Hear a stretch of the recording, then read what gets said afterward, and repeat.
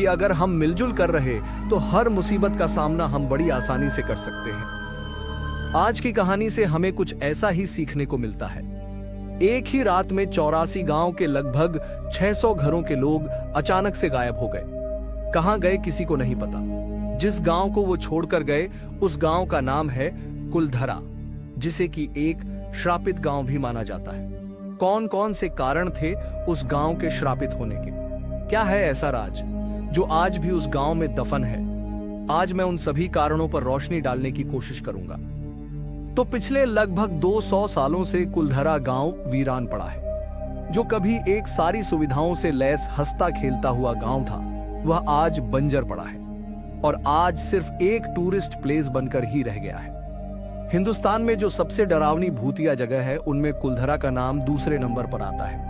वहां के लोकल निवासियों का कहना है कि उस गांव में भूत प्रेत का साया रहता है। रात को उस गांव से कभी किसी बच्चे की रोने की तो कभी औरतों की चूड़ियों की खनकने की आवाजें आती हैं। कई सारे लोग यह बताते हैं कि जब वह अपनी गाड़ी से घूमने गए और उसके बाद जब वह वापस लौटे तो उन्हें अपनी गाड़ियों के शीशे पर बच्चों के पंजों की निशान मिले।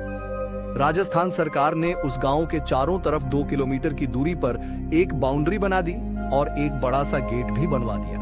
आप कोई भी वहां पर दिन में तो घूमने जा सकते हो, पर सूरज ढलते ही आपको वहां से जाने के लिए कह दिया जाएगा। शाम को 4 बजे के बाद आप वहां बिल्कुल नहीं रुक सकते हैं और यहां तक कि रात में वहां कोई गार्ड भी नहीं रुकता है। अगर कुछ इतिहासकारों की बात करें तो वह भी इस बात को सच मानते हैं कि जिस तरह एक ही रातों रात में एक पूरा गांव खाली हो गया। हालांकि भूत प्रेत वाली बातों को तो वो नकार देते हैं। राजस्थान के जैसलमेर शहर, जिसे कि गोल्डन सिटी भी कहा जाता है, बहुत ही खूबसूरत शहर है। वहां की हर चीज, चाहे वह मकान हो, दुकान हो या कोई और इमारत या कोई वहां का मशहूर किला, सभी चीजें आपको गोल्डन येलो कलर की मिलेगी। जैसे ही सुबह की पहली किरण जैसलमेर में पड़ती है, पूरा शहर सोने की तरह चमकने लगता है। इसीलिए जैसलमेर को सोने का शहर भी कहा जाता है। जैसलमेर से महज 18 किलोमीटर की दूरी पर यह कुलधरा गांव बसा हुआ है। जैसलमेर से कुलधरा का सफर बहुत ही वीरान सा है। यहाँ पर पूरा रोड आपको सुनसान मिलेगा। आपको बड़ी ही मुश्किल से 6 किलोमीटर के बाद आपकी गाड़ी के अलावा कोई और दूसरी गाड़ी दिखेगी। जब आप वहां पहुंचेंगे तो गेट से एंट्री करते ही आपको वहां कुछ अजीब सा महसूस होगा। ऐसा लगेगा कि जैसे कि मानो किसी दूसरी दुनिया में आ गए हो और अचानक से तापमान में गिरावट आने लगेगी। अगर आप गर्मियों की दोपहर में भी वहां जाएंगे तो आपको गर्मी का एहसास नहीं होगा। वहां पर घूमने गए लोग बताते हैं कि कई बार उन्हें ऐसा लगता है जैसे कि किसी ने उनके कंधे पर किसी ने हाथ रखा हो। ऐसा लगता है कि मानो कुछ औरतें वहां बैठकर हंसी ठिठोले कर रही हों और लोगों की चहलकदमी की आवाज अक्सर वहां आती रहती है। इतिहासकारों और वहां के स्थानीय लोगों का कहना है कि लगभग सन 1291 में जैसलमेर से 18 किलोमीटर दूर कुछ ही किलोमीटर के एरिया में पालीवाल ब्राह्मणों ने इस गांव कुलधरा को बसाया था और वहां पर 84 गांव के 600 घरों के लोग एक साथ मिलजुल कर रहते थे। पालीवाल जाति के लोग बहुत ही होनहार, पढ़े लिखे रईस और बहुत ही मेहनती थे। इन लोगों का दिमाग बहुत ही तेज था और यह लोग अच्छे वैज्ञानिक भी माने जाते थे। इन लोगों ने उस जमाने में भी बहुत ही नई तकनीक का इजाज किया। इन्होंने बहुत ही वैज्ञानिक तरीके से अपने घर बनाए और काफी घर आज भी वहां मौजूद है और ये अभी भी बिल्कुल नए के नए जैसे ही लगते हैं। गर्मी में 45 डिग्री के तापमान में भी उन घरों के अंदर ठंडी हवा आती है और आपको यह महसूस भी होगा अगर आप वहां उन घरों में जाओगे तो। पालीवाल लोगों का मेन पैसा जानवरों को पालना और खेती करना था। पालीवाल लोगों ने एक ऐसी तकनीक की इजाज किया था जिससे वह बारिश का पानी रेत में गुम नहीं होता था, बल्कि यह एक साथ गहराई पर जमा हो जाता था, जिसकी वजह से बहुत था जैसलमेर जैसा वीरान रेगिस्तान में भी फसल उगाने में कामयाब हुए। वह भी कोई मामूली फसल नहीं, बल्कि उम्दा किस्म की फसलें। और उन्होंने वहां पर भी बावड़ी और तालाब भी बनाए, जिससे वह अच्छी खेती करते थे, जो कि आज भी आपको वहां देखने को मिल जाएगा। तो आखिर ऐसा क्या हुआ कि इतना उन्नत और विकसित गांव ही एक रात में वीरान गया? जानेंगे दोस्तों, मगर उससे पहले मैं आपको सब्सक्राइब करने के लिए तो नहीं कहूंगा, वो तो मैं आपके ऊपर ही छोड़ दूंगा। हाँ, मगर वीडियो पर एक प्यारा सा लाइक करने के लिए जरूर कहूंगा। तो चलो दोस्तों, बिना किसी देरी के वीडियो की शुरुआत करते हैं। इस कहानी की शुरुआत होती है कुलधरा गांव से, जिस क्षेत्र का दीवान था सालम सिंह, सालम सिंह एक बहुत ही क्रूर दीवान था और कुलधरा गांव भी उसी की प्रशासन में आता था। और उसके क्रूर होने के पीछे भी एक कहानी है।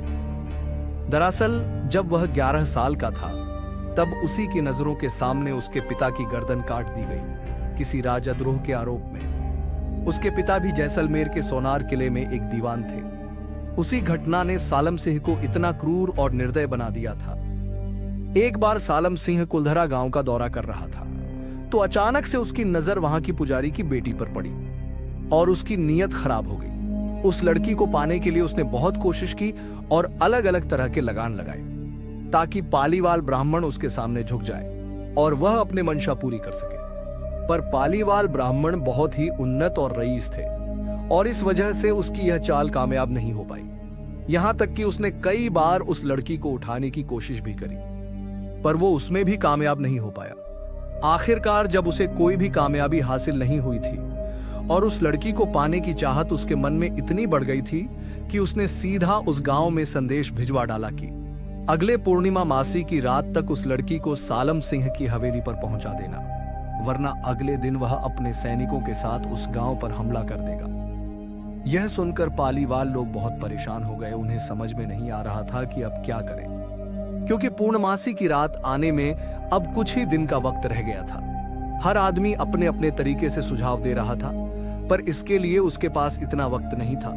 उसके बाद गांव में पंचायत बुलाने का फैसला हुआ और उसी दिन सारे 84 गांव के लोग एक मंदिर में इकट्ठा हुए। उसके बाद अलग अलग लोगों से राय ली गई। किसी ने कहा कि हम साथ मिलकर इसके खिलाफ लड़ेंगे, पर वह कुछ हजार लोग इतनी बड़ी सेना का सामना नहीं कर सकते थे। किसी ने कहा कि वह परिवार यहां से चला जाए। पर सालम सिंह के जुल्म के किस्से बहुत ही मशहूर थे। अंत में सभी 84 गांव के लोगों ने एक मत से फैसला लिया कि वह सभी एक साथ उस गांव को छोड़कर वहां से खामोशी से चले जाएंगे। उनका कहना था कि हम अपनी इज्जत का सौदा नहीं करेंगे, चाहे कुछ भी हो जाए। शायद यही फर्क था उस टाइम के लोगों में। वह सारे लोग जिस तरह से एक लड़की की इज्जत को बचाने के लिए एक साथ आ गए, ये अपने आप में एक बेमिसाल है। और आजकल के लोगों को सिर्फ अपने आप से मतलब रहता है, चाहे उसके पड़ोसी के साथ कुछ भी गलत क्यों ना हो रहा हो, उससे उनको कोई फर्क नहीं पड़ता। और शायद ही यह चीज उन लोगों में नहीं थी। खैर, ये तो हुई इंसानियत के बात। अब आते हैं कहानी पर। जब गांव छोड़ने का फैसला हुआ तब उन्हें पता था कि अब इसमें जरा सी भी देरी हुई तो यह बात कहीं ना कहीं से बाहर निकल जाएगी। तब उसी रात उन लोगों ने गांव छोड़ने का फैसला किया और लोगों से कहा गया कि अपने साथ सिर्फ सबसे जरूरी और कीमती सामान को ले चलो। उसके बाद लोगों ने जल्दी जल्दी में अपने जरूरी और कीमती सामान उठाया और बाकी सामान जैसे पड़ा था वैसे ही छोड़कर चल गए। किसी के बर्तन जैसे थे वैसे ही पड़े, किसी ने अगर कपड़े सुखा रखे थे तो वह वैसे ही पड़े रहे, तो किसी ने चूल्हे में जलती आग को वैसे ही छोड़कर और अपने उस खेलते गांव को छोड़कर एक कतार में एक साथ उसी रात खामोशी से निकल गए। और जाते जाते उस गांव को एक श्राप दिया कि आज के बाद यह गांव कभी नहीं बस पाएगा और जो यहां बसने की कोशिश करेगा उसका कभी अच्छा नहीं होगा।